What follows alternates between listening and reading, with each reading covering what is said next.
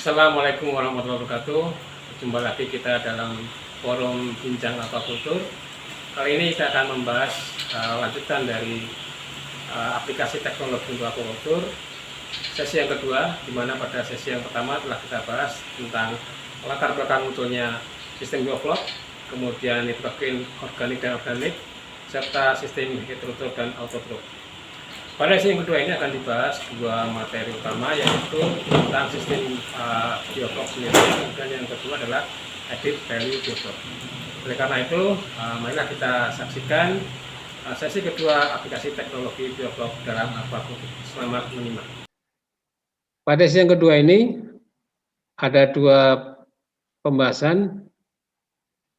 Yang pertama sistem biofloc dan yang kedua added value biofloc. Sistem biofloc ada tiga sub pokok bahasan. Pertama prinsip biofloc, kemudian yang kedua syarat biofloc, syarat munculnya biofloc. Yang ketiga tipe biofloc. Prinsip biofloc yang pertama imobilisasi nitrogen anorganik. Ya. Nanti akan kita bahas lebih detail lagi untuk poin satu ini. Kemudian yang kedua, dominansi bakteri heterotrof. Jadi sistem biofloc ini mengharuskan adanya dominansi bakteri heterotrof. Kenapa? Karena bakteri heterotrof ini memiliki pertumbuhan yang cepat, seperti yang pembahasan sebelumnya, dan bisa dikontrol dengan penambahan sumber karbon. Ya. Kemudian yang ketiga, zero water exchange. Ya, jadi dalam sistem ini tidak ada pergantian air, karena tujuan utama dari penerapan sistem biofloc ini adalah merecycle kembali limbah, ya, baik nitrogen maupun karbon, untuk dijadikan sebagai pakan tambahan. Yang keempat, menekan pertumbuhan fitoplankton. Ya, dengan dominasi heterotrof, kita harapkan pertumbuhan fitoplankton akan terhambat. Kemudian yang kelima, biosintesa biopolimer sebagai ikatan vlog. Ya, jadi supaya vlognya itu bioflok terbentuk, maka perlu ada ikatan, dan ikatan itu dihasilkan oleh bakteri heterotrof. Kemudian yang keenam, nah ini yang penting juga, ya, bisa dikatakan sebagai kuncinya adalah pengaturan rasio CN media. Nah ini 6 ini harus betul-betul dipegang untuk menciptakan sistem vlog dalam kolam atau tambak kita. Imobilisasi nitrogen organik. Ya, apa itu imobilisasi nitrogen organik? Ya. Jadi perubahan dari nitrogen anorganik menjadi nitrogen organik. Ya. Pembahasannya lalu, anorganik itu apa? Nitrogen organik itu adalah dalam bentuk NH4 positif 1 dan NO3 negatif 1.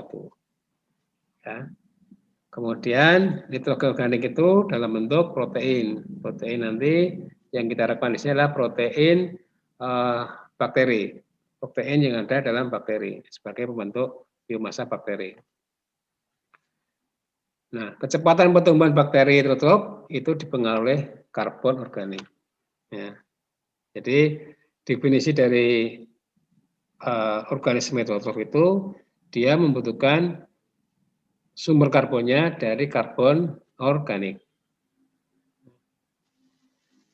Nah, seperti reaksi di sini, ya, C organik, ya, plus N anorganik, ya, dalam bentuk NH4 positif 1, NO3 negatif 1. Nah, nanti akan disintesa oleh bakteri menjadi biomasa bakteri, ya, C dan N dalam massa bakteri, biomasa bakteri. Inilah. Sehingga di sini prinsipnya bagaimana kita memanfaatkan amonia atau tan atau NO3 negatif 1 itu dikonversi menjadi biomasa bakteri. Ya, dengan di sini intinya kalau kita bakteri heterotrof ya harus diatur C organiknya. Ini reaksi pembentukan biomasa bakteri. Ya. Ini semakin jelas ya kenapa kita membutuhkan NH4 atau amonium atau nitrogen organik dan karbon organik untuk membentuk biomasa bakteri. Ya, NH4+1 ditambah 1,18 C6H12O6, ini sumber karbon organik. Ya, kemudian juga di sini ada bikarbonat, ya, dan oksigen tentunya O2. Nanti akan sintesa menjadi biomasa bakteri di sini. Ya, ini yang berperan di sini adalah bakteri heterotrof, ya, heterotrof. Menghasilkan biomasa bakteri, kemudian H2O dan CO2 tentunya. Nah, ini C5H7O2N ini adalah formula dari bakteri.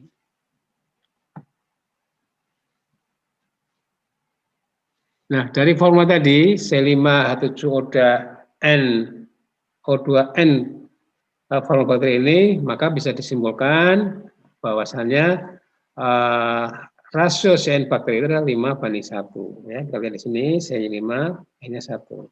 Jadi setiap 1 unit N itu membutuhkan 5 unit C, ya, C organik di sini.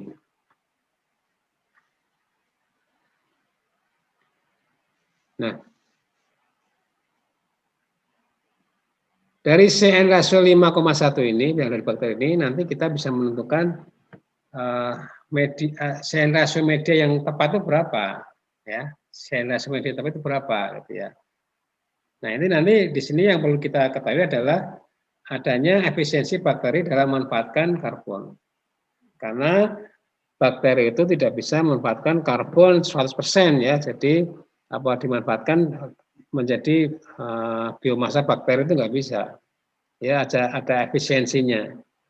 Jadi biasanya berkisar antara 40 sampai 60% gitu ya, sekitar itu nilainya. Nah, dari rumus ini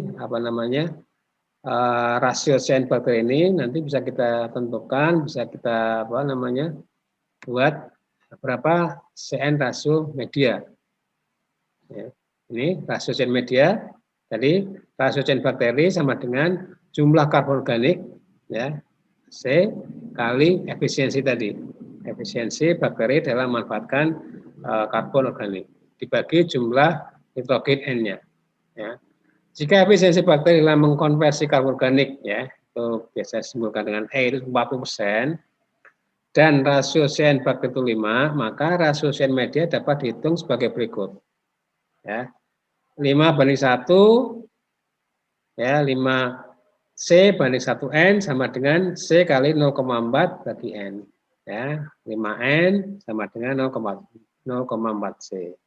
Sehingga bisa dituliskan di sini C banding N sama dengan 5:0,4 atau CN, ya, CN itu sama dengan 12,5. Ya. Apa arti angka ini? Ya, angka CN rasio media 12,5. Jika dalam suatu kolam rasio karbon organik dan nitrogen itu 12,5, ya, artinya 12,5 karbon dan 1 nitrogen, maka bakteri heterotrof akan memanfaatkan semua nitrogen anorganik, ya, yang ada di kolam itu. Ya. Sedangkan bakteri autotrof, ya, bakteri nitrifikasi misalnya, berada dalam kondisi inaktif, ya, tidak aktif karena kalah pertumbuhannya tadi ya. Di awal pertumbuhan itu bakteri heterotrof setengah jam membelah, sementara bakteri autotrof itu 12 jam, ya, kan jauh ininya, sehingga kecepatannya itu bakteri itu lebih tinggi. Nah, itu tadi. Itu tadi rasio CN media. Nah, sekarang pakan yang kita gunakan biasanya, ya, itu kan mengandung protein yang bervariasi. Dan kandungan protein ini akan berpengaruh pada rasio CN yang ada di situ. Ya. Kita lihat di sini, contohnya di protein 20%. itu nitrogennya bisa kita hitung 0,32 ya, kemudian karbonnya 0,5 sehingga rasio C-nya 15,6 ya, 15,6. Nah, semakin tinggi kandungan protein, maka kandungan N-nya juga semakin tinggi. Sehingga apa yang terjadi? Rasio CN-nya akan semakin kecil ya. Semakin tinggi protein, semakin kecil rasio CN-nya. Nah, dari sini bisa kita lihat bahwasanya ketika proteinnya 25 di bawah 25 atau 25 di sini sebagai contoh itu 12,5. Nah, pada kondisi 12,5 ini bioflok sudah terbentuk. Ya. Bioflok sudah terbentuk. Ya, apalagi 15,6. Ya. Jadi kalau kita menggunakan protein kandungan pakannya di bawah 25 itu sudah tidak perlu penambahan sumber karbon. Otomatis bioflok akan terbentuk. Tapi ketika kita menggunakan protein 30%, 30% bahkan 40% ini perlu penambahan sumber karbon organik supaya bioflok akan terbentuk.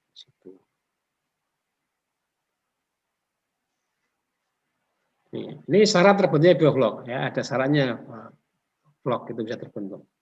Pertama sumber karbon organik ya, bisa molase, karbohidrat, gula dan lain-lainnya. Pokoknya sumber karbohidrat atau tepung terigu ya, tapioka itu juga bisa digunakan sebagai sumber karbon organik. Kemudian nitrogen anorganik ya, Na4 + 1 dan NO3 nikel 1.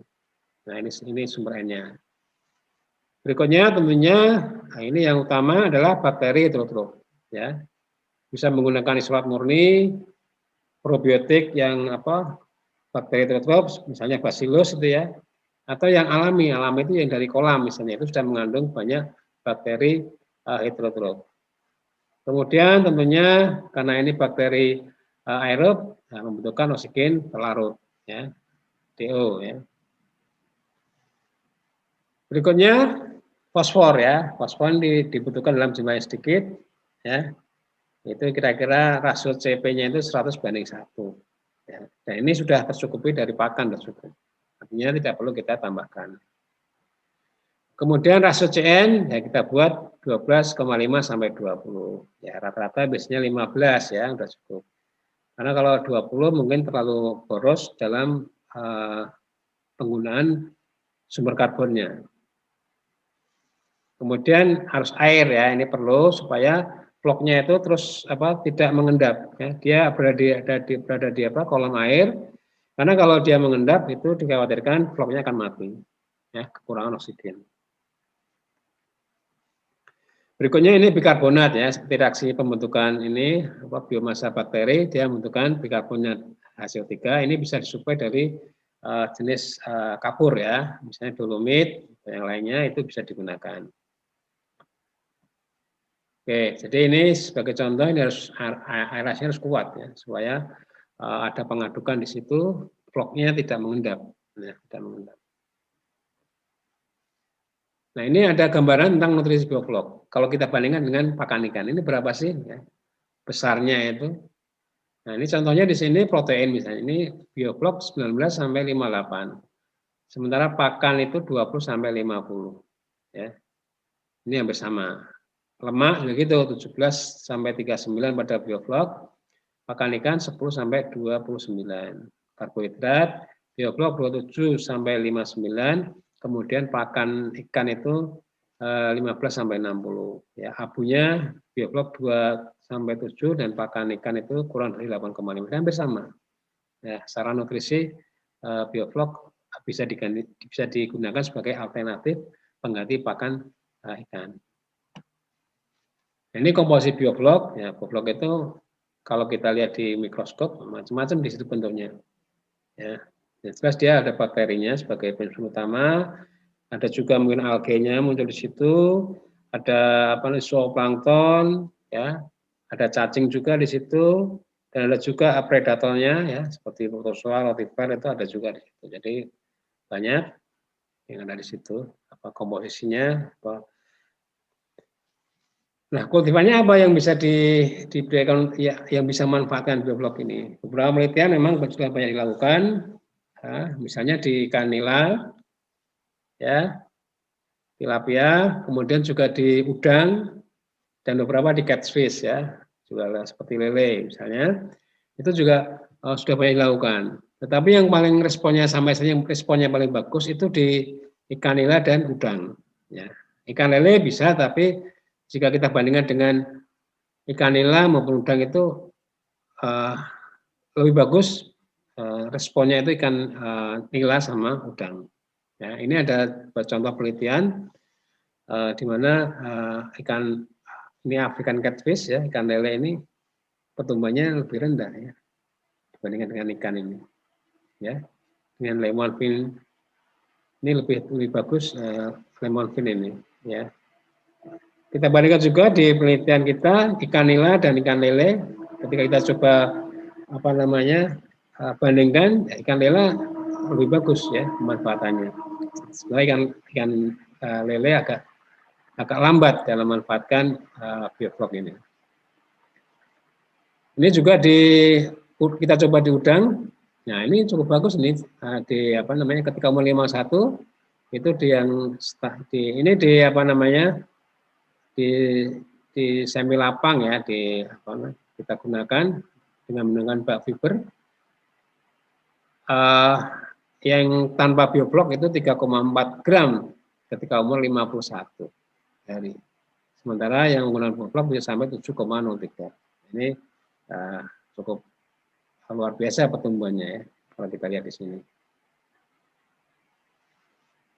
Kemudian berikutnya tipe bioblok, ya. Tipe sistem bioblok itu ada dibedakan dua, ya.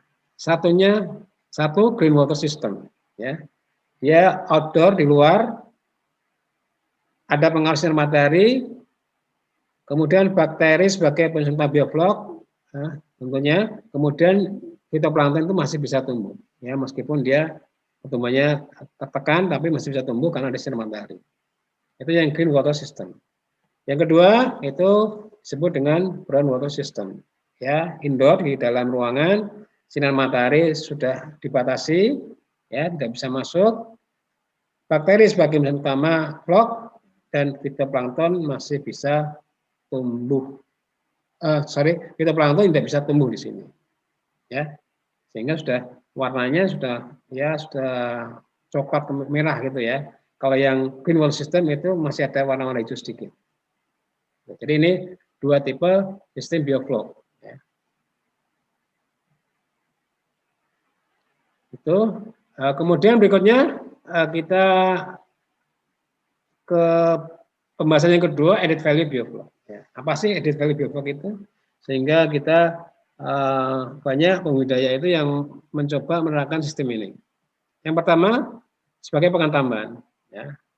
Kenapa? Karena ukurannya itu lebih besar, ya. Itu sekitar 2 mili, ya, 2 mili, dan itu bisa dimanfaatkan oleh ikan atau udang. Ya. Kalau bakteri sendiri ukurannya mungkin ya 1 mikron itu, jadi nggak bisa dimanfaatkan secara langsung oleh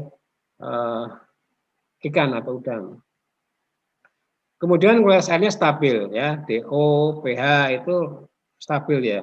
Ya, pH terutama, ya, dia berkisar antara 7,5 sekitar itu. Berbeda dengan yang sistem autotrof, ya, yang mengandung plankton, fitoplankton, nanti pada pagi hari dia 7,5, siang hari bisa 9 atau 9,5 atau bahkan 10. Kemudian berikutnya, ya, tentunya dia akan menurunkan amonia, karena bakteri yang dominan itu dia akan memanfaatkan amonium atau nitrat, ya, untuk membentuk biomasa bakteri. Nah, ini yang menarik juga adalah imunostimulan. Ya, seperti kita ketahui bahwasannya bioflok ini merupakan kumpulan bakteri, dan bakteri itu dalam dinding selnya itu mengandung peptidoglikan dan lipopolisacharida yang sudah terbukti sebagai imunostimulan, ya, bisa meningkatkan imunitas non spesifik pada ikan atau udang. Nah, terutama pada udang yang dia itu tidak memiliki imunitas spesifik, ini sangat penting sekali karena bisa meningkatkan imunitas non spesifiknya. Nah, ini dari sini kita lihat ya secara umum penggunaan bioflok ini bisa memacu pertumbuhan dan meningkatkan atau mempertahankan fungsi hidupannya. Ya. Sehingga kalau pertumbuhannya cepat, kemudian populasi bisa kita pertahankan, SR-nya tinggi, maka biomasa yang kita hasilkan juga akan tinggi. Nah, ini ilustrasi secara umum bahwa sistem bioflok ini bisa meningkatkan produktivitas tambak atau kolam ikan. Saya kira itu yang bisa kita bahas pada sesi yang kedua ini.